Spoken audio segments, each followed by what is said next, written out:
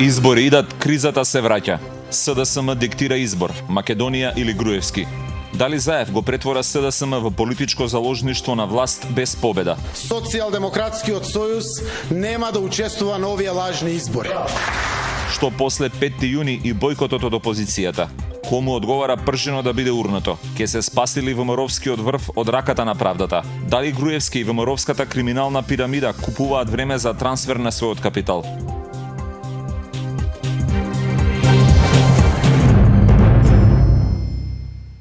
Добро вечер. Сакам да го дополнам последното прашање од Форшпанот. И тоа до првиот свештеник во антикорупцијската комисија на Македонија. Го замолувам јавно да го објави списокот на имотот на поранешниот министер за трговија, поранешниот министер во владата на Љупчо Ѓорѓиевски, поранешниот премиер, актуелниот лидер на ВМРО ДПМН Никола Груевски. Колкав имот има. Амин. Токму заради тој амин, што го бара првиот свештеник на антикорупцијската комисија, се бие оваа битка за објаснување дали и колку оваа власт не доведе во криза токму заради криминализацијата на општеството. Од тие причини се уште е нејасно што всушност ќе се случи ден по денешното обраќање на двајцата лути ривали, лидерот на СДСМ Зоран Заев и екс-премиерот и лидерот на ВМРО ДПМН Никола Груевски. Интересен феномен во кој прв пат послушнувам дека Груевски признава дека има многу грешки. И исто така подсетувам дека Заев бара широк фронт против груевизмот, откако го растори тој фронт на почетокот додека владееше со жестокоста на еланот во битката против оваа криминална пирамида на владење. Моите вечерашни гости не мора да се согласат со моите ставови. Јас и не го очекувам тоа од нив, но веројатно ќе на почетокот сакам да ги прашам дали реално мислат дека 5 јуни е изводлив термин за избори, дали тие ќе бидат кредибилни и дали воопшто меѓународната заедница со својот политички менеджмент дига раце од Македонија. На почеток да ги представам, тоа се Урим Весели, политиколог, Дане Талевски, универзитетски професор, и Башкин Бекију, истражувач и водач на својата невладина и повеќе институт беше, што беше? Истражување во политика и добро владење. Долг ми е насловот. Сакам, професоре, од вас, верувате дека ќе има избори и дали влегуваме во расплет или во заплет на расплетот? Тешко е да се каже дали ќе има избори, најавени се, не би било добро да има. Дали е можно изводливо? Ние веќе во Македонија не можеме да предвидиме утре што ќе се случи или вечер до 12 часот. Така да е многу тешко да се каже. Ако остане сегашната констелација, кај што ВМРО ДПМ инсистира да има избори, СДСМ, добар дел од други опозицијски партии, вон парламентарни партии се изјаснуваат дека нема да учествуваат на избори, тоа не носи во една нова етапа на продлабочување на кризата. Ние се враќаме пред пржино, се враќаме во една тотално матна ситуација, каде што се известни две работи. Дека политичката поларизација ќе зајакнува и дека ќе зајакнува тензијата. Во таква една матна и нестабилна политичка ситуација, може во Македонија се што да се случува, и во тој смисол ова натегање или ова политичко одмерување на силите не е добро за граѓаните во Република Македонија и сигурно не е корисно за враќањето на демократијата во државата. Можни се избори на 5 јуни, но кои ќе бидат лоши избори, некредибилни, под лоши услови, нема да бидат фери демократски, на крајот од криштата може би нема да бидат ни компетитивни, ќе учествува само еден блок и тоа нема да донесе ништо добро за нас. Урим Весели, каков е вашиот став? Па ја делимично би се согласил со колегата што беше напомнато. Имено точно е, да, ние со сигурност не можеме да тврдиме дали ќе се случат изборите на 5 јуни. Сите показатели укажуваат на делот, тоест на тенденцијата на поларизацијата на двата блока условно, ќе видиме дали ќе останат така и во иднина, дека едниот блок инсистира на предвремени на избори на 5 јуни, додека другиот блок не ги признава условите кои што претходно беа договорени за почеток на изборите. Значи, изборите, ако се случат евентуално на 5 јуни, што ја искрено не верувам, и сум повеќе застапник на другиот дел, имено на изнаоѓање на друго решение, би виделе понатаму кое би било тоа, за одлучување на изборите и за наоѓање подобар термин и за доаѓање до консензус помеѓу сите политички чинители, со што би покажале висина и би покажале дека стварно субјектите, политичките субјекти, првите луѓе во државата се стварно имаат сенс за државност и стварно се сервис на граѓаните. Башки? Ја мора да бидам коезистентен со тоа што претходно сум го изјавил и на други дебати, а именно токму во денот кога се потпишуваше вечерта Пржинскиот договор, ја учествував на топ тема и уште тогаш кажав дека политичката криза тек ќе почне. Нема да се заокружи. И за жал моите предвидувања се уште се точни. Значи политичката криза се уште продолжува. Кога викам коезистентен, сметам дека иако се распишани, изборите нема да се случат, имајќи го предвид дека Република Македонија као држава е интерес и за Европската Унија и за Соединетите Американски држави и се уште не сме ја видела некоја конкретна нивна поддоминантна, поприфатлива кај нас, бидејќи очигледно дека дипломатскиот речник не допира во очите на политичката елита. Од друга страна, Па што очекувам уште да почнат да ги апсат премиери, уште тоа ли не може да го разберат? Па веќе таквите чекори, значи сите со пораки кои посочени, иницирани од специјалното јавно обвинителство, актуелната власт, односно актуелниот систем не ги дозволува. Тоа што сакав и претходно да кажам, дека живееме во еден политички систем во кој што партиите имаат доминантна моќ. Ја дури би ја именувал партиократија. За тоа често пати се инфилтрира во секој поре на општеството и на власта, вклучувајќи го и судството за жал и останатите сегменти на власта. И таквата доминација поеќе е тактика на заштитење од некој злоствор кој што се случил претходно од актуелните чинители и идење на избори. Но во таа насока, во насока на изборите се уште немаме јасен, прецизен одговор од сите актери кои што се вклучени во Пржинскиот договор. Имајте предвид дека пред 2 дена претседателот на ДПА Тачи рече дека не се исполнети условите. Иако као партија е мала, као фактор е мал, низиниот рейтинг пајга. Меѓутоа, мислам дека било каков потек на таа партија која што е потписник на договорот од Пожино може да ги премести сите предвидувања дали ќе се случат изборите. Малку да испорам со теза како динамика на можна полемика. Велите дека сме заробеници на партократијата, на партиите. Меѓутоа ми се чини дека како да не го напуштате терминот дека сме заложници на султан партии. Де факто, во овој момент, битката ја водат Заев и Груевски. Не ја водат СДСМ и ВМРО ДПМН. Тоа е веќе друго прашање кое што самиот систем на партиократија преку целокупниот политички систем и изборниот модел доведува до преголема моќ кај самите политички партии, во која што целата сила се концентрира само кај една личност и често пати тоа се злоупотребува и се узурпира. Меѓутоа, овој систем, значи политичкиот систем кој што во моментот го имаме, им дава преголема моќ и наместо системот да ги контролира, односно да менаџира кон партиите, ние имаме одвратна ситуација. Талески, не се согласите со мојот став во вестите? Не, баш сакав да чекав да завршите, да полемизираме. Еден е проблемот на султан партиите и факт е дека можат да се подобрат, да развијат механизми за внатре-партиска демократија и функционирање, селекција на кадри, создавање на политичките програми да бидат порепрезентативни, поинклузивни. Сето тоа стои. Но проблемот кој што е голем во Македонија во моментов не е дека е заробеник од лошиве или султан партии, туку институциите се зарадбени од една политичка врхушка. Не е тука битката помеѓу СДСМ и ВМРО-ДПМН.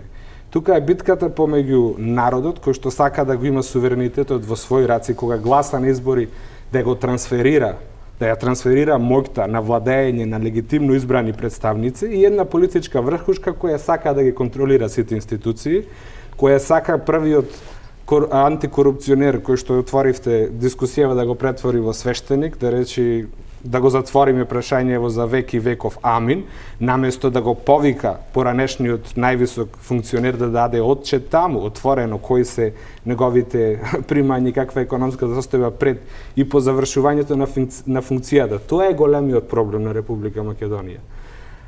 Изборите кои ќе бидат следни мора да бидат под кристално чисти услови.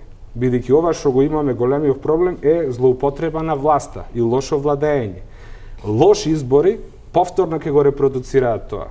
Ако направиме добри избори, не знаеме дали тоа ќе го промениме, ама имаме шанса. Добрите избори кои ќе ја стварно рефлектираат искрената волја на народот во Македонија, тука не преджудицирам дали може да победи партија А, Б, С, кој колку ќе биде представен, но да нема никаков сомнеж во нив, ни се шанса да повлечиме црта и да речеме досега ги имавме овој лош проблем со злоупотреба на власта, со политички криминалитет и за сето тоа, од сега па натаму почнуваме по друг пат. Се тука има друга една работа, тоа ќе дозволи нова конфигурација на политичкото представување на парламентот и тука може повторно да се вратат политичките се процеси во нормала, без потреба да интервенира меѓународна заедница или било кој. Ама тоа не го негира или не треба да го засени другиот процес на правна одговорност и кривична одговорност која што си го тера специјалното јавно обвинителство и правосудството. Талевски, го отварате прашањето на, условно кажам, на кредибилноста на изборите на 5 јуни, што е стожер и право на меѓународната заедница која го задржува да ја даде оценката после 5 јуни. Ако има такви, ако е тоа таа црвена линија, тогаш имате се уште сомничавост во веродостојноста на избирачкиот список. Не сум сигурен дали ќе успеат во наредниот период. Имате жесток внатрешен и надворешен атак за својовидната гебелстовштина во медиумскиот простор. Дали во вакви услови 5 јуни се веродостоен сигнал за демократизација и за слобода на духот и на изборот или ново заробеништво на војата? Мислели? Ја ќе се вратам малце понасад. Впрочем, што треба да се направи во Република Македонија? Сите работи кои што се детектирани, ја не би ги повторувал, имавме извештајот на Прибе и беше добра основа за добар почеток. На Република Македонија требаат системски решенија, не избори. И требаат институции, ни треба судство и така натаму. Ни требаат медиуми, за да дојдеме до, ни треба департизација и деполитизација на јавната и државната администрација. Сите тие работи се предуслови на овој или на оној начин, ако ние сакаме да кажеме дека утре ќе имаме демократски и фер избори. Сите други работи, брзањето за реализирање на избори кои што ќе остави и тронка сомнеж, имено ја ќе се повикаме на изјавата на председателот на Државната изборна комисија, макар и еден да не биде проверен, ја нема да го подпишем извештајот, што е сосема легитимно. Значи, ако сакаме кредибилни избори, кои што сите ќе веруваат во изборниот резултат, ние треба да имаме кристално чисти избори. Значи, изборите се техничка работа. Впрочем, и последните избори беа од ОПСЕ оценети како технички добро изведени. Нигде не беше постулатот демократски и фер. Имено И по таа логика, значи, можеме пак повторно да направиме технички добри избори. Ако сме задоволни со таа оценка на ОПСЕ. Факт е дека се неверодостојни. Да, целта е, значи, ние не сакаме технички И бомбите покажуваат еден цел сплет на узурпација на индивидуалните права и слободи и на колективните... Па дури и по покренатите постапки од страна на специјалното јавно обвинителство се поврзани одредени сегменти со злоупотреба на изборниот процес. Дел од изјавата на Катица Јанева беше поврзано дека одредени институции се нелегитимни, дел од пратениците се нелегитимни, бидејќи имаме изборен процес во кој што дури 100 гласачи да се злоупотребуваат, ја оштетува одредена партија, одреден кандидат.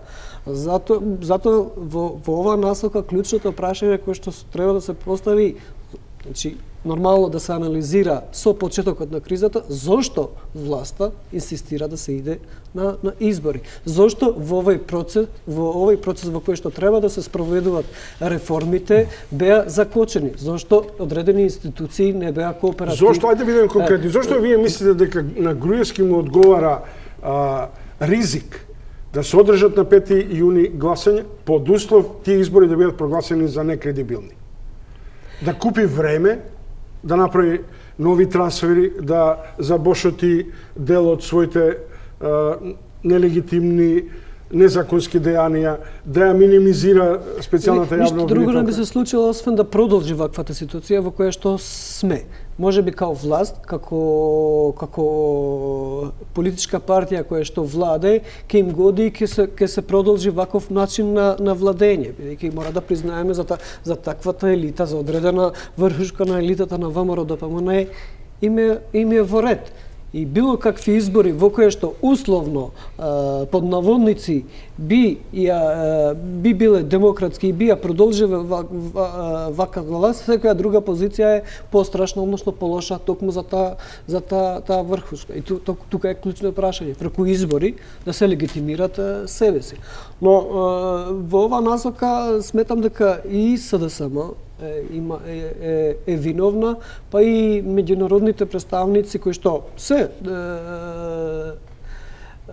соучесници во договорите и подписници, особено во договорот на Пржино, сведоци, не беа конкретно не предвидува што би се случило ако претходно одредиме датум, конкретно 5 јуни, односно 24 април, без да се конкретизираат мерки, било какви мерки за тие кои што не би го почитувале конкретно. Добро, не можете да очекувате од меѓународната заедница дека ќе ви решава по принципот на да речем условно на политичко дискредитирање, затоа што дома лидерите не може да се усогласат. Не, па ние, видите, договорот е под покровителство на меѓународните представници. Имаме ние и милион примери, има примери самата СДСМ. Е конкретно рамковниот договор. Договор кој што е подпишан со присуство на меѓународни представници, имате одредени точки од тој договор после 14 години се уште не се да се вратиме на без разлика, сакам да поврзам и конкретно и на ова. Значи нема некакви мерки во кои што би се казнеле одредени функционери институции кои што не би го почитувале. А можеме, мислам, без некое истражување да утврдиме дека одредени институции, одредени да не спомнувам и личности не биле кооперативни конкретно и со специјалното јавно обвинителство за точки кои што се поврзани со договорот на Пржина, кој беше под сведоштво, односно беше подпишан во присуство на меѓународни. Да ја продолжиме тезата. Зошто на власта и се брзо? Зошто на Груевски така реторички, практично и политички му се брза по секоја цена да на 5 јуни да има избори, иако мислам дека и самиот е свесен. Погледнете до која степен мислам дека имаат изгубено некаква контрола врз себе. Денес се излезе со слоган "Доста е". Веројатно неговите пиар инженери не му кажале дека е тоа слоганот на Сорос и на соросоидите кои ги напаѓаат од пред 8 години. Така што од таа изгубеност ја употребува и риториката, да речем условно на опозицијата. Но зошто Груевски по секоја цена? За да ја погоди суетата своја, да ја покаже мокте или да се ја врати мокте врз избирачкото тело. Таа конфузност имаше порано на еден од контрапротестите, луѓето кои ја поддржуваа ВМРО викаа треба власта да падне за ВМРО да дојде на власт. Така да сега вие што кажувате, Груевски се идентификува како соросоид, условно кажано. Договорот од Пржино беше политички компромис, не беше сјаен, има и добри и лоши страни, ама беше заснован на две предпоставки. кои што гледаме дека не функционираат. Првата е дека сите искрено ќе се залагаат тој да се имплементира пред се владеачката партија, а втората е дека до одреден датум ќе се задоволат условите за да има фер избори. Инсистирањето на датум гледаме дека овозможува една временска рамка кај што првиот фактор, неисполнувањето на условите, владеачката партија се игра со тоа. Откако е почната имплементацијата на Пражинскиот договор, овај системот врхушката кој што е владеа Македонија го обструира процесот на сите можни начини. Одлуката на Уставниот суд, беше спомната обструкцијата на специјалното јавно обвинителство, недозволување да се средат состојбите во медиумите, правење обструкции да се прочисти избирачкиот список и сето тоа ќе продолжи да се случува бидејќи тоа е нивната излезна стратегија. Пражинскиот договор и сите напори кои се прават се имаат една цел, а тоа е демонтажа на еден клептократски и авторитарен режим кој што владее со Македонија. И сега оној што е начело на тој режим, прво не сака да изгуби политичката моќ, а под два не сака да се соочи со правната и кривична одговорност. И затоа тие сакаат брзо додат на избори, на лоши избори, организирани од нивна страна, а не сваќаат дека со тоа ќе ја запечатат прво нивната лична судбина, второ, судбината веројатно на нивната политичка партија и трето и најважно судбината на оваа држава. Многу се поврзани квалитетот на изборите со тоа што ќе се случува со Македонија на меѓународен план. Ние забораваме дека добивме извештај од Европската унија визави нашите евроатлантски перспективи, во кои што тие викаат, ако ни се заканија од Брисел, ако немате добри демократски избори, ќе изгубите препораката за започнување на членство. Мислам дека тоа ќе биде еден огромна загуба за сите граѓани, огромен шамар за поединците и на тој начин се прокоцкува иднината на Република Македонија и на сите граѓани кои живеат тука. Весели, зошто мислите дека нова власт така го забрзува возот кон изборите? Ја останав должен околу делот технички добро организирани и изведени избори. Не дека ние такви избори ни треба, такви избори имавме и видовме што донеса. Значи ние бараме кредибилни избори. За да дојдеме до тоа, ги спомнавме институциите, спомнати се во извештајот на Прибе све што треба да се направи и уште еден сегмент би додал тоа што вие го спомнавте. Во Република Македонија ни фалат политички партии. Ние немаме политички партии. Актуелните политички партии не се величат само на партии, не.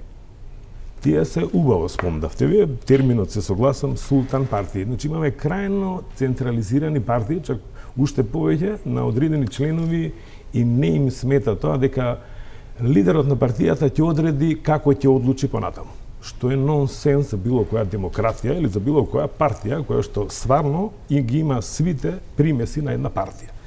Значи децентрализацијата, а да дојдевме до децентрализација, да излезевме од оваа максимална централизација султан партии, требаше да изборниот законник се промени. Именно она што се бараше од опозицијата и од невладиниот сектор беше Македонија една изборна единица, што несомнено неведнаш ќе дојде со отворени листи, секако ќе доведеше до децентрализација внатре во самите партии. Неведнаш од тој процес кој што за 4 до 8 години веќе ќе рефлектираше и немаше, сигурно дека немаше да бидеме доведени во оваа ситуација како што сме денес.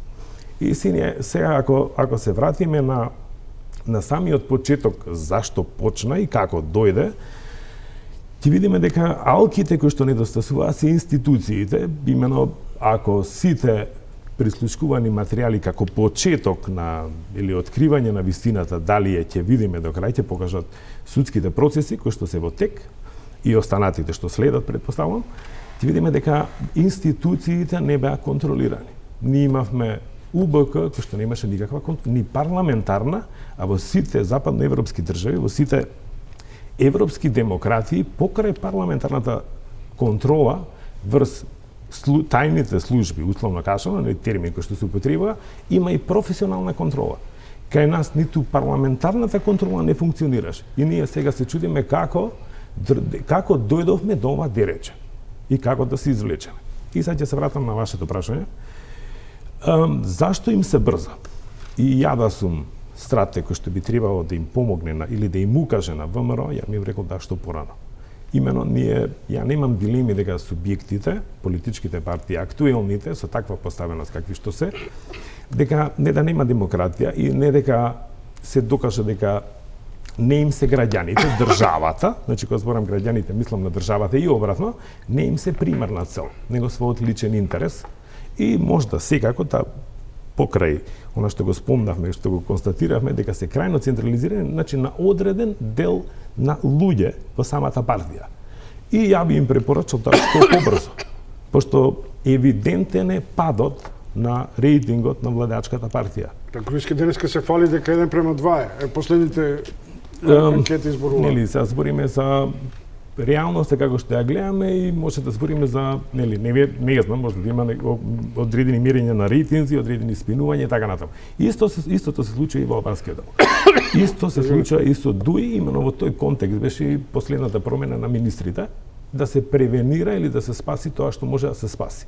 Пошто веќе почнаа да излегуваат бомбите и сега да поставиме нови луѓе кои што немаат никакво минато, меѓу другото немаат никакво искуство, према она што беше презентирано, не знам, но немаат никакво минато и со самото тоа се мисли дека секако дека ќе се превенира еден дел, било тоа да е 20% да ефектот биде помал, е секако добро дојдено за тие партии. Ама зашто не одите мана у тоа? Млади, образовани, да не забораваме дека Црвенковски, Груевски и Георгиевски беа уште помлади од некој од... Никаква мана, Чомовски, ја верувам дека ние ќе дојдеме и ќе треба да профункционираме како една држава, кај што нели во политичка партија ќе влегуваат веќе изградени луѓе со одреден багаж, а не обратно. Влегување во партија за да се направи одреден имидж. Впрочем и видете, влегува во партија и денеска ни сте по универзитети, тоа е најлошата фаза што ни се случува. Имено влезени партиски, дојдени на одредени места и влезени во професионалниот дел, кај што утре не може да се извлечат од таму. Чекајте се, ако е тезата дека Груевски брза, условно кажам сега, за да се спаси или да превенира и така натаму, како би можел тоа да се спаси ако опозицијата ги бойкотира изборите? Ке нарача опозиција своја, ке добие 123 пратеника заедно со ДУИ или со чат-пат некој громобрани или било што и така натаму. Мислам дека клучно прашање кое што треба да им се постави на оние кои што го поддржуваат реализирањето на изборите, а кои што впрочем практично им наштетува на рейтинг. Во оваа насока, ова прашање логично е да им се постави на ДУИ на ДП. Бидејќи де факто примањето, односно прифаќањето да се оди на избори со вакви услови, тоа значи дека вие во ситуација во која што Груевски има, односно ВМРО ДПМН има 60 пратеници, им му овозможуваш да зема поеќе од 60. Различни се пресметките визави моделот, може да креира опозиција, може да креира своја партија која што би делувало како опозиција, може да иницира као мамка некоја партија со цел да го види просторот, но биди илузија голема. Неверојатно очекувате дека некоја социјал-демократска партија од типот на Јаневски ќе воскресне сега и дури да направат такви пресметки, актуелниот изборен модел не дозволува, ги става во втор план помалите политички партии. Визави ВМРО, доколку оние сами, значи со ДПА и со ДУИ идат на Како ќе се спаси Груевски во услови кога опозицијата ќе го бойкотира? Нема да се спаси, ќе биде во многу полоша ситуација. Не може да се спаси без да биде конструктивен и без сите повторно да седнат на маси и да најдат заедничко решение за излез од кризата. Што значи после пети, на некој други пети или некој друг 15 пак избори? Не, прво не сме да се дозволи да имаме ние тоа сега некомпетитивни избори. Кај што ќе учествува главнава во наредниве 10 дена сите политички партии, вклучително ДУИ, ДПА и другиве помали, сега ќе бидат притиснати да се изјаснат. Доколку останат изборите на 5 јуни, мора да се изјаснат ќе одат на избори или не. Финалното известување по сегашните рокови е 5 мај, кога треба да се поднесат кандидатските листи. Трајко Велјановски, председателот на собрание, даде денеска една изјава дека ќе остави простор, нели во наредниве 10 дена не ги распишува изборите. Се надевам дека тука ќе преовладае разумот. Не може да има излез во некомпетитивни избори. Ќе има многу лоши оценки, прво за Република Македонија, ќе има огромен притисок меѓународен и домашен врз Груевски и врз ВМРО ДПМНЕ. Ја не исклучувам дури ни сценариото во наредниве 10 дена, ако нема приближување на овие ставови, таа поларизација и зголемена тензија да ескалира. Веќе има најави, односно повици за протести на улици, има менување на реториката, во смисла се гледаме на барикади и сето тоа. Мислам дека Заев вели на улиците и сокаците не ни бегаат. Па Тоа може да биде улична демократија или револт, меѓутоа може да биде и предизвикувачки. Па не е тоа, сигурно ќе биде катарза, но на тој начин ние повторно влегуваме, како што кажавме, почетокот се згуснува работата и тоа е неизвестно дали од тоа ќе произлезе нешто добро или пак тоа ќе донесе кон поголема политичка штета, но во секој случај не мислам дека може да биде излезна стратегија за Груевски, само ќе се ја закомплицира. И некој предвид, односно како функционира пиарот на ВМРО ДПМНЕ во наредниот период, наредните 10 дена, очекувам оние да излегуваат со уште една дополнителна шанса, конкретно нешто поврзано со Пржинскиот договор, во кое што условно Груевски би излекол и би кажал, еве, ќе попуштам уште во еден сегмент, ајде дојдете на избори, со цел да го стави можеби во некоја неповолна ситуација председателот на опозицијата Зоран Заев,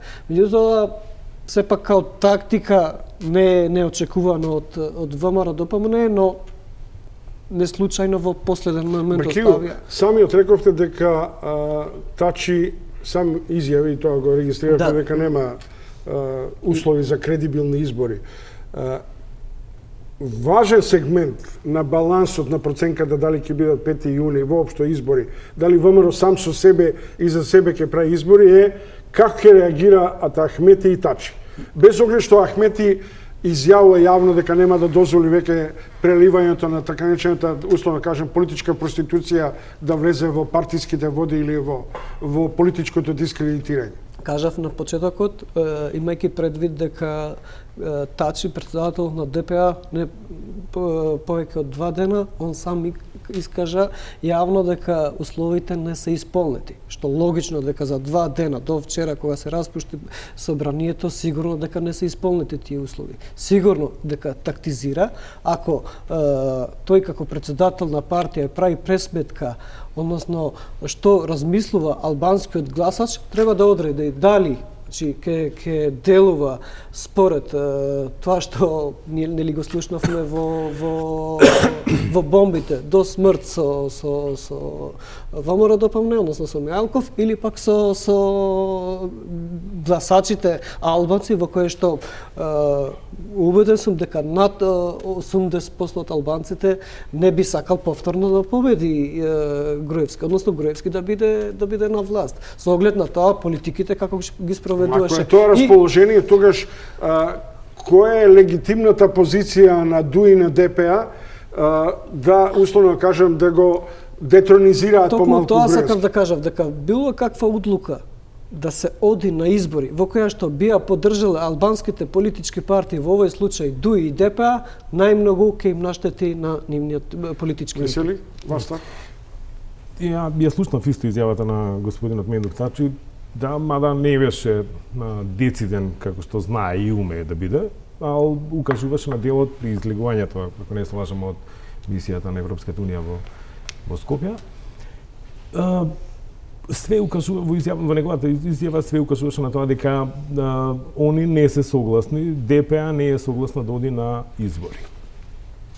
Имено не само ДПА, ако се погледне и останатите, условно кажано, мали партии или непарламентарни партии, ја мислам дека тоа е подобриот назив за истите, поголемиот дел и претходно кажаа дека и пред вчерашниот датум се изјаснија дека не се избори, дека во Република Македонија не се исполнети сите услови за одржување на фер и демократски избори. Така да ако ги видиме силите, распоредот на силите, унитети исто така, Дом, тука би ја спомнал и партијата на Павле Трајанов, сите се против, остануваат нели протагонистите, да така кажам, имајќи во предвид дека ДПА веќе условно се изјаснија дека се против, останаат трите играчи, најќи дека СДСМ е против, условно остана Демократската унија за интеграција и ВМРО. Како ќе се одвива, ќе биде интересен период наредните неколку дена. Ја верувам дека и притисокот ќе се зголеми од меѓународната заедница, имено она што беше видливо, да при првиот договор, при првото поместување на изборите, дипломатите беа многу директни и, ќе кажам, без дипломатски ракавици, кај што малце остануваше простор за маневар. И се постигна договор. Предпоставувам, очекувајќи дека партиите ќе бидат на висина на поставената задача, што реков на почеток, дека главен интерес им е државата, тоест граѓаните на Република Македонија, ги оставија и делимично изјавите или се вратија повторно на дипломатскиот речник, кој што на жалост ке нас се спинува и се тумачи секој блок засебно. Повторно ќе речем према она што го слушнавме и од Дорав, и од Бейли, и од Герет. Денеска све укажува на делот дека Македонија треба, имено и Маја Коцијанчич од Европска унија, све укажува на делот дека во Македонија треба, или она што беше кажано, дека треба уште многу да се поработи за да се створат услови за избори. Добро, Урин Весели, Дане Талевски и Башкин Бакију се мои вечерашни гости. Малку ЕПП за здив и веднаш потоа ќе се занимаваме повеќе со анализа што губи и што добива ЗАЕФ и СДСМ со евентуалниот бојкот и како е возможно да организира така наречен граѓански фронт, кога само пред година дена на еден невешт начин направи дистанца од илјадници луѓе кои ја поддржаа политиката на дискредитирање на режимот на Груевски со цел да падне од власт и да се вратат демократските институции. Избори идат, кризата се враќа. СДСМ диктира избор, Македонија или Груевски. Дали ЗАЕФ го претвора СДСМ во политичко заложништво на власт без победа? Социјалдемократскиот сојуз нема да учествува на овие лажни избори. Што после 5 јуни и бојкотот од опозицијата? Кому одговара пржено да биде урнато? Ке се спасили ВМРО-вскиот врв од раката на правдата? Дали Груевски и ВМРО-вската криминална пирамида купуваат време за трансфер на својот капитал?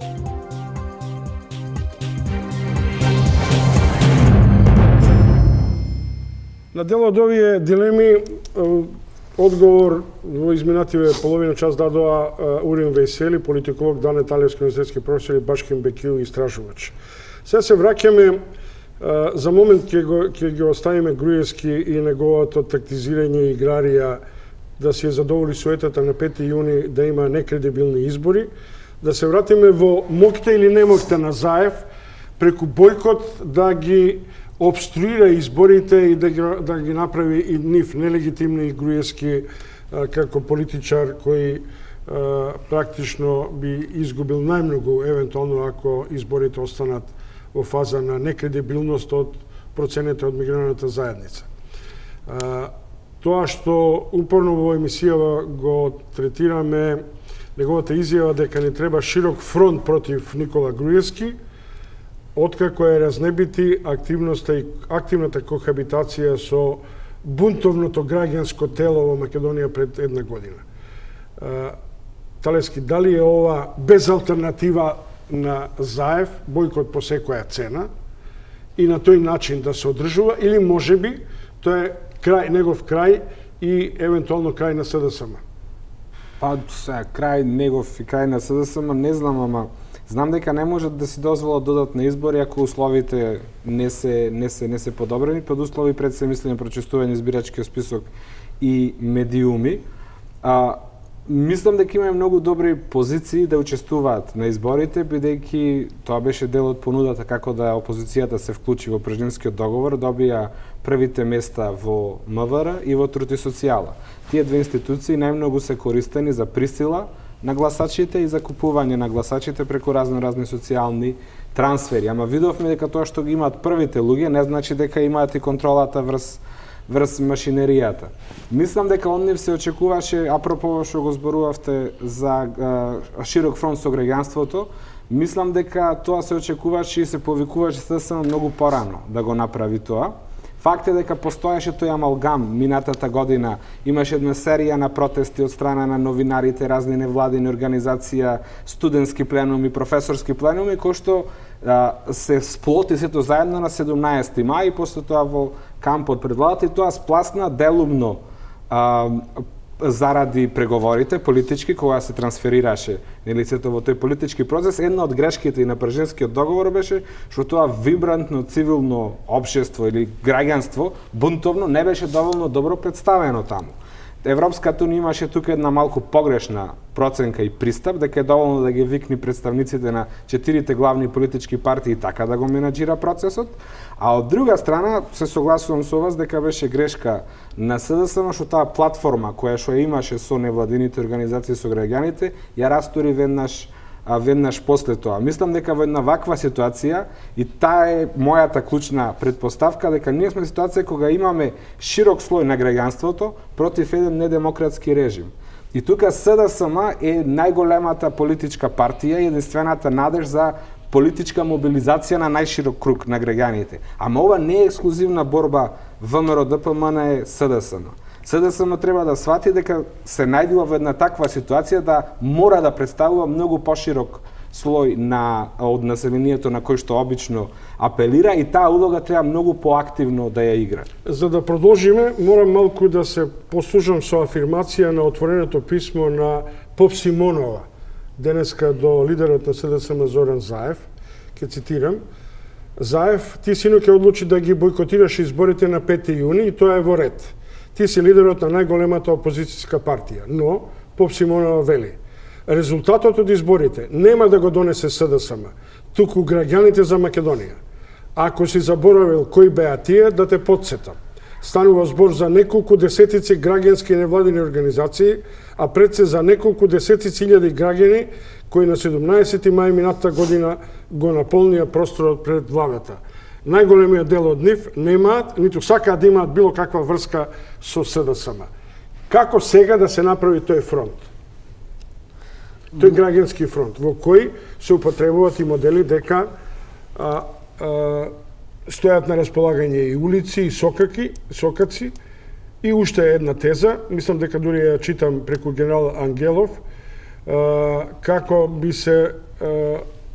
да се откриваат методите, а тоа е протести, блокади, граѓанска непослушност, да не се одржат избори на 5 јуни.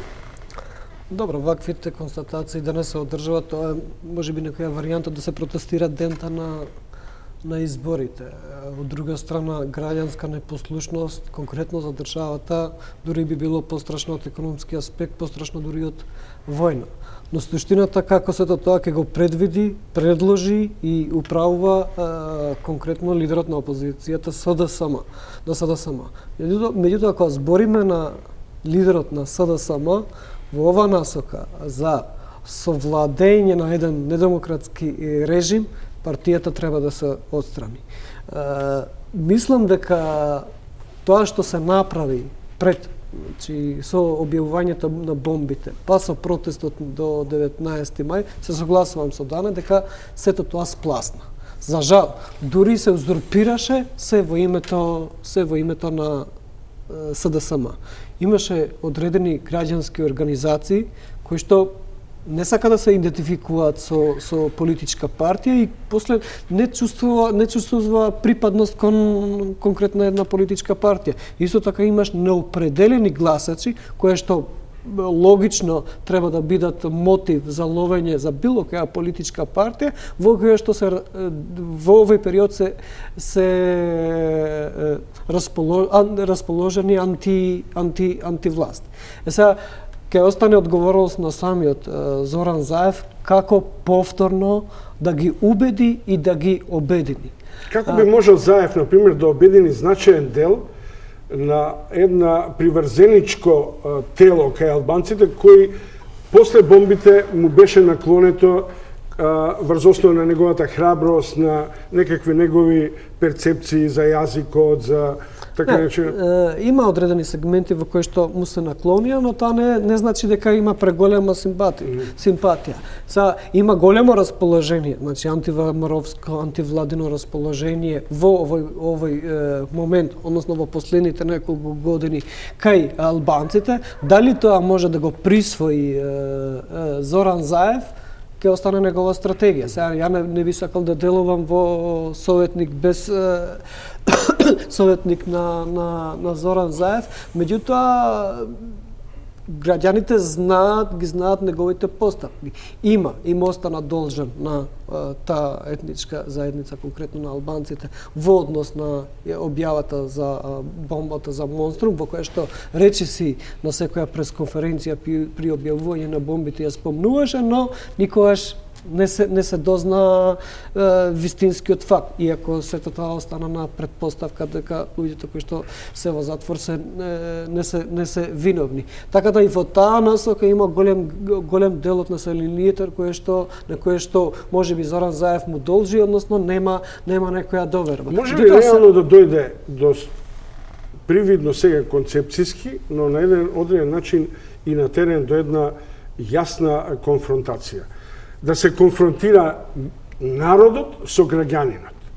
Да, како што вели Груевски, доста е и мораме на избори и народот да реши, наспроти тоа да го имаме широкиот фронт на граѓанството, кој вели треба да се урне Груевски, вклучувајќи нели и сокаци и улици и така натаму, што значи дека не остануваат булеварите и шумите за не знам каде да отиде. Не, во овој случај, во овој контекст во Македонија, тоа граѓанско тешко може да се креира. Неочекувано е во ваква ситуација наопаку да се промовира граѓанството. Иако во партијата на СДСМ, значи има некои елементи во кои што сака да се промовира граѓанството, но сето тоа не е потврдено. Таа партија има историја во која што имала шанси тоа да го промовира, но не успеала. Талевски повесели. Можно е да дојде до, не можно, туку веројатно ќе дојде до мобилизација на различни структури, едни кои имаат проопозицијски ставови, други кои имаат провладини. Ова е... Која е мобилизација? Многу е важно. Дали тоа ќе биде граѓанска или ќе биде на подземните структури илегално вооружени или под разните security системи и така натаму? Не, ќе биде тоа еден микс и на едното и на другото, но луѓе ќе излегуваат таму и по своја слободна воља и по начин на кој што се собирани, генерирани со партиска поддршка. Мислам дека сега уште не сме до шумите, горите и активни конфликти помеѓу народот и граѓаните. Се надевам дека нема да дојде до тоа, но самото тоа што ги отвораме тие прашања, ги ставаме на маса и размислуваме, покажува дека ситуацијата во иднина, ако остане оваа тензија, не е розова. Но не сомнам дека ќе дојде до таа мобилизација. Задачата на СДСМ, тие се во некоја фаза на мобилизација, одат во мали групи нивните официјални представници, разговараат со граѓаните и се обидуваат тука да ја представат нивната програма, да генерираат одредена поддршка. Мислам дека треба сега тоа да го зголемат и зајакнат. Тие имаат пречка во однос на кредибилитетот, постоеше некаков сојуз, сега не постои, треба одново да се изгради, ама тоа не е непремостива пречка.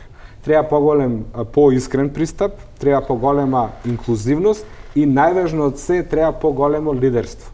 И треба и тоа лидерство подразбира за земање став и конзистентност, не калкулирање во однос на дневно-политички настани, во однос на што како ќе реагира ВМРО ДПМН или меѓународната заедница. Мислам дека во Македонија многу граници се поминати, а отприлика на луѓето во Македонија им е јасно се што се случува, нема тука голема драма и мистификација, потребен еден искрен, отворен и чесен пристап за да се врати до вербата во политичките партии, тоа што Весели го зборуваше, и за да се генерира една поддршка за еден процес на искрени демократски реформи. Чекайте, никој не зборува више за партии.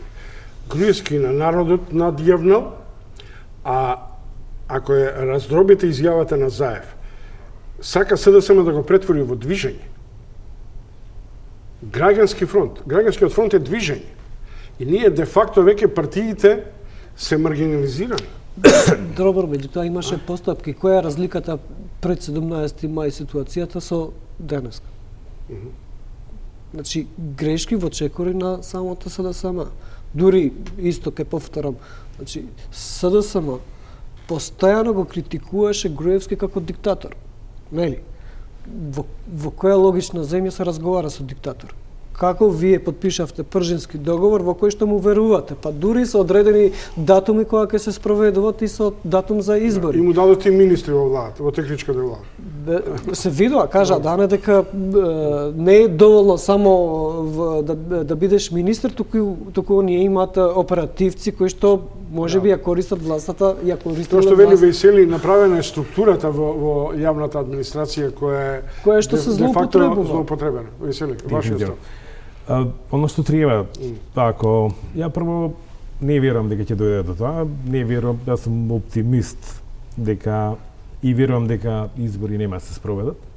Верувам дека ќе надвладее разумот и дека ќе се најде одреден компромис и одредено решение дали тоа ќе биде пролонгирање на изборите за октомври. Како мислите да нема избори кој е распуштен парламент? Па што е, ќе прогласиме вонредно состојба па повторно ќе конституираме? Ја не сум правник по вокација, да, ке нас секогаш превладуваат политичките моменти. Имено имаме политички договор и СЈО беше, и специјалното јавно обвинителство беше надвор од закон, па се формира со закон. Значи, ја верувам во тие политички договори и верувам дека ќе надвладее разумот кај двата условно блока и дека ќе дојде до одреден компромис. Но, она што би сакал да го видам не само кај СДС, ама кај сите политички партии, е да сенс за граѓанскиот сектор. И она што рековте, да, почна, убаво почна, и не само граѓанскиот сектор, се растури каде, значи повторно СДСМ не покажа капацитет за да се постави над партиските интереси и да може да ги представува и граѓанските барања. Што беше основа, ако сакаме да имаме движење... се постави над партиските на 17 маја, ама толку, заврши. Зборам за периодот после, да. Значи еден период, да, за после тоа повторно се изгуби довербата, која што беше тешко стекната, нели, пошто и претходно имаше големи дилеми околу таа дали може една или враќање на довербата во политичките субјекти, партии конкретно. И ја тука би отворил уште една димензија, она што се случи, нели, пред напуштање на платформата каде што беше заеднички настап на една политичка партија и граѓанскиот сектор, беше и етничката димензија што ние постојано ја занемеруваме, а повторно ќе кажам дека еден од главните фактори, ако сакаме, подолготрајна стабилност. Значи, институциите и судството и така натаму, сите ви работи што ги спомнавме, ако немаме стабилна етничка состојба и ако не успееме да најдеме или да се стекне доверба помеѓу етнички, ако ставиме етнички признак и на граѓанските партии, а зашто да не и на политичките партии, тогаш да било кој успех да се постигне, било тоа да се оди на избори или нова техничка или широка коалицијска влада, зависи каков договор ќе дојде, да не преюдицираме, ако делот сегментот околу етничките проблеми кои што постојат, тлеат и не се решаваат, напротив, се доведени во една друга конотација, кого ќе превари, кој ќе биде поумен и попаметен во тој дел. Ако тој сегмент не се затвори, ние повторно во Република Македонија нема да имаме стабилност. Ама може нешто ова зашто разговараме, значи, за разврска низ кризата и како опозицијата СДС може конструктивна улога да има. Значи, постојат два патишта. Едниот е оваа поларизација и двете да се однесуваат исто со мобилизација која не знаеме како ќе заврши, може да има и лоши последици, судири се до тоа. А другото е да се понуди сосема друг модел на функционирање, да се промовираат сосема други вредности. И мислам дека е тоа можно, ама треба да се промени начинот на кој што СДСМ пристапува кон граѓаните и невладините организации и начинот на кој што сета таа соработка ќе функционира. Ако смеам да си дозволам јавно да препорачам, мислам дека многу повеќе треба да го гледаат начинот на кој што функционираат студентските пленуми, каде што вие имавте тука на Телма во топ тема презентација како тоа функционира во пракса и ми се чинеше дека тоа е барем еден модел кај што секој поединец може искрено да влезе, да партиципира, сите се еднакви, нема тука некоја структура на политичка моќ и надмок, а сето тоа е сплотено на една заедничка платформна и основа.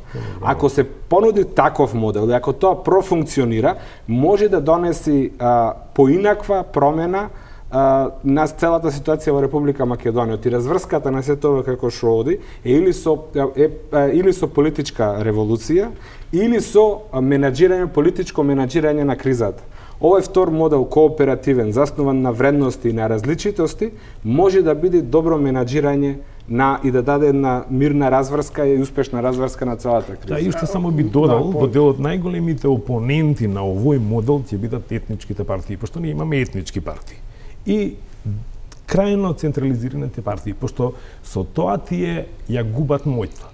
Не, да се задржи емоција околу овој аспект, може или не може да има влошување, не да речам условно на безбедноста, туку на адхок конфронтација. Не одам до Мајдан и до... Меѓутоа, во таа берза на пораки кои имаат помалку заканувачки, милитантни, непромислени содржини, има и една на Ахмети која вика: не гарантирам дека некој нема да ја земе правдата во своји раце после она манипулација што е направена од диалогот меѓу Џафери и Елмира и така натаму, што е без преседан, што оди на индиректен начин, без оглед кој, на конто на СДСМ и на прислушуваните разговори. Добро, таа неговата изјава повеќе се поврзува со конкретна бомба која што се изнесе, а која што очигледно, значи, постои во тој фајлот или документите кои што така наречени прислушкувани материјали, но објавени за јавноста преку различни други канали, подземни и така натаму. За суштината на разговорите немаше некоја злоупотреба, манипулација на власта или криминал, туку сосема етички и морални елементи, кои што можеби за одредена заедница, одредена етничка група може да влијае за одговорноста, односно правдата да ја земе во своји раце, во ситуација, во состојба и ситуација каква што е Пред рекламите само што ова. Ми се чини дека кај ЗАЕВ постои една концепција на деинституционализација, значи ги повлекува министрите, нели, оставки, има назнаки дека ако се затегне работа, дека и членовите на ДИК може да си дадат оставки, да се повлечат. Не знам кој би можел да биде изборот, бидејќи сега и собранието ни е практично во аут. Што сето зборува за маневарски простор што е дозволен, но е кризен, не е исходен во решавањето на криза. Не е апсолутно по тезите и на Груевски, доколку дојде до повлекување на членовите на ДИК, сето тоа ја влошува политичка ситуација во Македонија, прави кризата подлабока. Ние да не заборавиме, ова викате, тоа може да ескалира дека човек загина во индивидуална тепачка во Мариово, беше претепан заради жештена политичка дискусија. Политичките лидери со своето непримерно поведение праќаат сигнали и ги разговаруваат страстите, кога апелираат на тие ниски страсти заради заекнување на политичките поени. Мислам дека денес гледав пресконференцијата на ЗАЕВ, тој покаже една доза на конструктивност кога каже не ги повлекуваме министрите, бараме правни разврски заради елементи кои се поврзани со функционирањето на институциите. И се надевам дека таа конструктивност ќе продолжи и кај него, а секако уште повеќе се надевам дека ќе се појави барем одредена доза на конструктивност кај Груевскиот и на крајот на краиштата тие носат многу поголема одговорност од сите во Република Македонија за сето ова да заврши на еден мирен и конструктивен начин без да има големи штети и трајни последици. Одважност на Груевски по секоја цена на 5 јуни се крие, да не речем условно, и охрабрувањето сега, на инаку до вчера замрзнатите Јанкуловска, Јанакиевски, Божиновски и сите овие, и сега тие се чувствуваат одеднаш храбри и сигурни дека никој ништо не им може. Дека ќе дојде фаза во која ќе дојдат на власт и сега клучното прашање освен за тоа е дали е возможно прв на удар да биде специјалното јавно обвинителство. Тоа е една од причините зашто се прогласени изборите и зашто се инсистира на реализирање на избори на 5 јуни. Имено да се спроведуваше според договореното, сега во овој период можеби требаше да имаме една ефективна кривична постапка базирана на докази, базирана на материјали кои што ги има во предвид превземано специјалното јавно обвинителство. Во таа насока можеби, значи е само еден вид пролонгирање на ситуацијата за одредена, пак ќе повториме, врхушка во една политичка партија, бидејќи не можеме ние да обвинуваме целата ВМРО ДПМН дека се злосторници или пак злоупотребени. Сепак во таа партија постојат луѓе кои што се честни, постојат луѓе кои што честно работеле досега.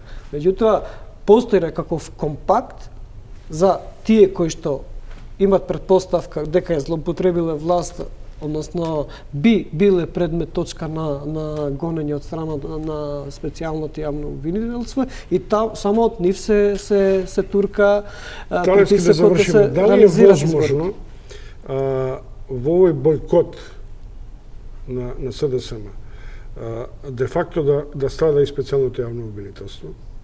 Тоа е број 1.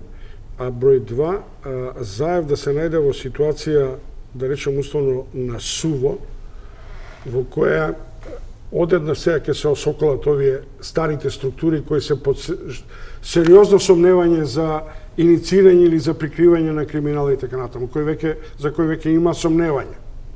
Ја мислам дека прво ако за специјалното јавно обвинителство закана е институционалната блокада за нормалното функционирање, тоа го прави врхушката која се уште е на власт, иако Груевски не е официјално премиер. Друга закана е кривичната иницијативата пред Уставниот суд, која е поднесена од Тодор Петров. Значи не доаѓа нефункционалноста или укинувањето на специјалното јавно обвинителство, не доаѓа заканата од СДСМ и бојкотот тоа нема да го предизвика. Ќе го предизвикаат други фактори. Во СДСМ во старите кадри јас барем не гледам дека на било кој начин прават нешто да ги подкопаат позициите на Заев натре во СДСМ или улогата на СДСМ во разврската на оваа криза. Баш напротив, сметам дека голем дел од нив би се приклучили да дадат свој помош и поддршка. Мислам дека и одреден дел се дури и вклучени, иако можеби не се јавно толку видливи. Добро, ЕПП и се враќаме на завршни поенти на две клучни прашања. Прво, дали се доведе во прашање пржино по двата основа, и со бојкот на Заев и на СДСМ, и со избори по секоја цена на Груевски, и второ, каква би била улогата во завршницата или во заплетот на кризата на меѓународниот кризен менеджмент?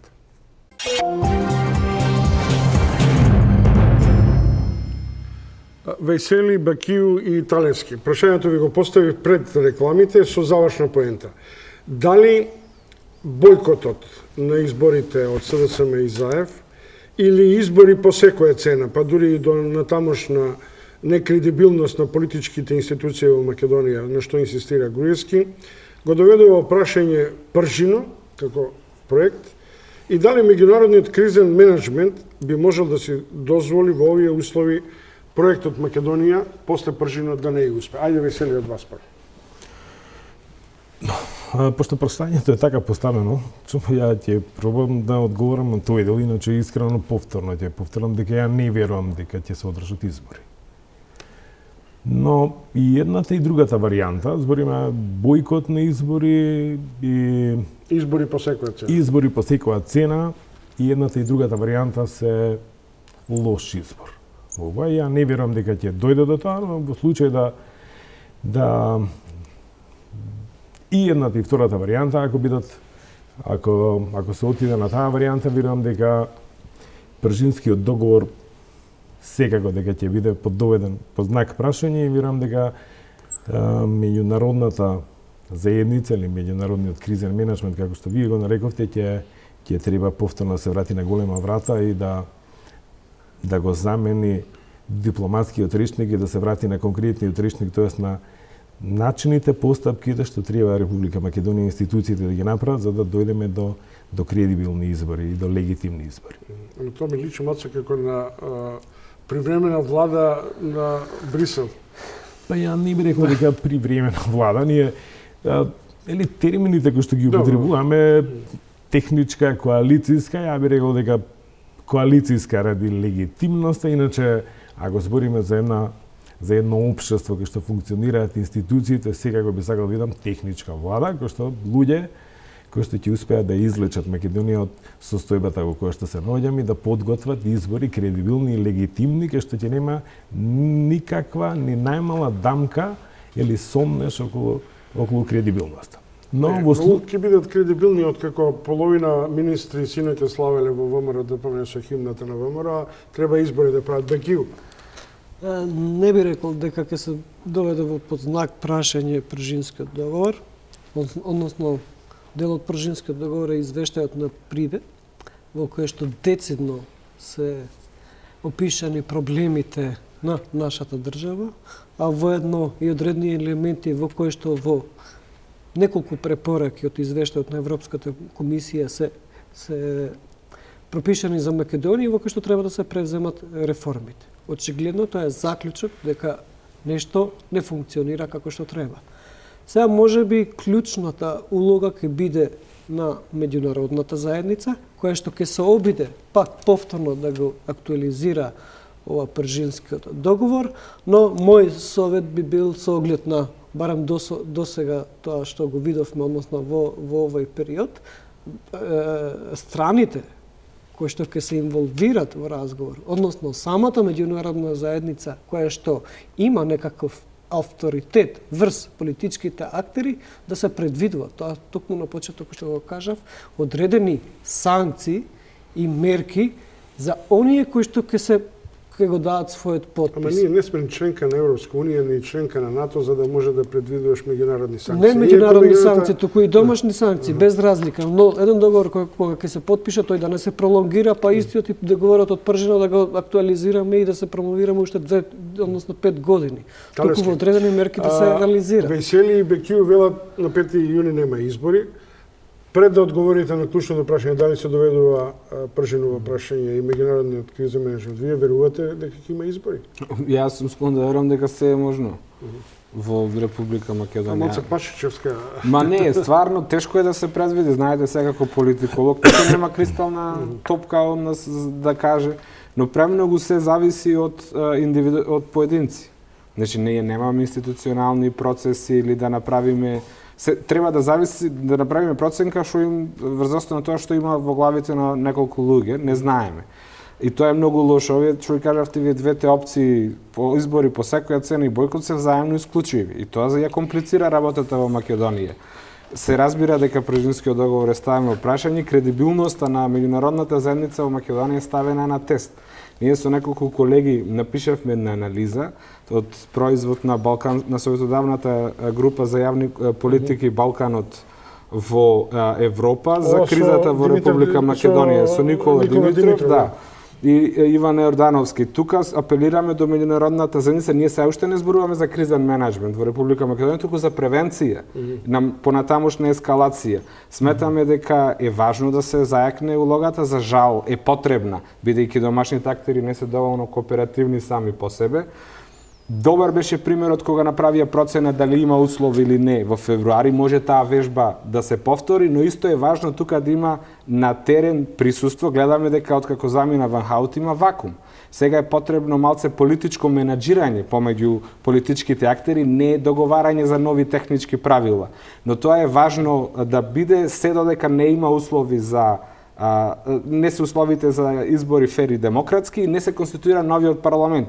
Сакаме тие избори да завршат, прво, да учествуваат сите, не само едни или други, и откако ќе завршат изборите, и победените и поразените да си подадат рака, да го направат новиот парламент, како што кажав на почетокот, да повлечеме црта и да речеме сега отвораме нова страница во градењето на демократијата во Република Македонија и посебно уште еден, и тогаш може меѓународната заедница има добра точка да се извлече со тоа нивно посредување во Република Македонија, да не остави да ги градим институциите, но ќе ни биде потребна нивна помош за уште една работа, и со ова ќе завршам. На Македонија мора да се отвори пат за евроатлантско интегрирање. Спорот со името со Грција во овие моменти нема поволна клима ни кај нив, ни кај нас да се реши, потребно е да има внатрешна соработка, добра меѓунационална и меѓупартиска платформа, но не смее да се врзува со напредокот на Република Македонија во ЕУ. Имаше еден предлог од Филе во 2013 година да се дозволи на Република Македонија да го почне процесот на преговори, а додека да станеме членка во перспектива да се реши.